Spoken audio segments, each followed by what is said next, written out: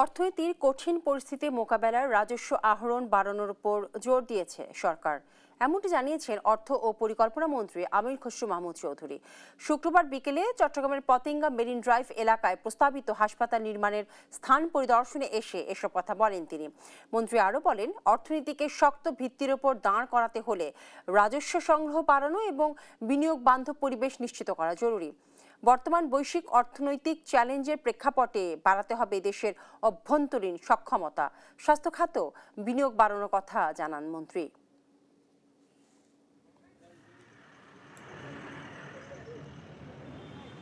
একটা বড় হসপিটাল, ওইটার সাথে নার্সিং ইনস্টিটিউট এবং টেকনোলজিস্টদের জন্য আরেকটা ইনস্টিটিউট, এটা বাংলাদেশের এই জায়গাটাতে আমাদের ঘাটতি আছে।